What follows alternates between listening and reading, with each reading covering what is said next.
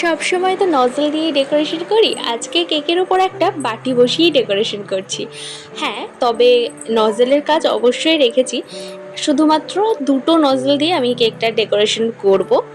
আর এই নিউট্রাল জেলের যে কোটিংটা করছি এটার মধ্যে কোনো রকম কিন্তু ফ্লেভার ইউজ করিনি, কারণ ইনসাইডে কিন্তু একটা ভ্যানিলা ফ্লেভারেরই কেক এটা।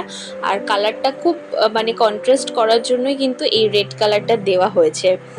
আর এই যে এই নজলটা হচ্ছে 125, এটার যে রোজটা হয়, রোজের পাপড়িগুলো খুব মোটা হয়। তো এই পাপড়িগুলো কিন্তু আমার ভীষণ ভালো লাগে। আমি এছাড়া আর 11 দিয়েও করে থাকি, যেটা ন্যাচারালি সবাই করে। বাট 125-এর নজলটাও তোমরা যদি ইউজ করো দেখবে খুব ভালো রোজ হয়। এবার পুরো কেকটা লাল সাদা আর মাঝখানে কিছু সবুজ পাতা দিয়েছি, যাতে করে কেকটার মধ্যে একটা ভাইব্রেন্ট লুক এসেছে। এরপর কিন্তু কেকের মধ্যে আরও একটা নজলের কাজ আছে, যেটা আমি লাস্টে করছি একদম। এই নজলের ডিজাইনটা কিন্তু আমার খুব ভালো লাগে, মানে যে কোনো কেকের সরু বর্ডার হিসেবে এই ডিজাইনটা আমি প্রায় দিয়ে থাকি। আর কেকটা লাস্ট অবধি আমার তো পুরো কমপ্লিট হয়ে গেছে। আর নিউট্রাল জেলের যে এফেক্টটা, মানে কতটা গ্লাস এফেক্ট দিয়েছে তোমরা সেটা দেখতেই পাচ্ছ নিচের বর্ডারটা দিয়ে।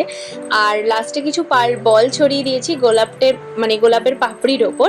তো এবার কেকটা তোমাদের কেমন লাগলো অবশ্যই আমাকে জানিও কমেন্ট করে, আর তাড়াতাড়ি আমার চ্যানেলটা সাবস্ক্রাইব করো। টাটা।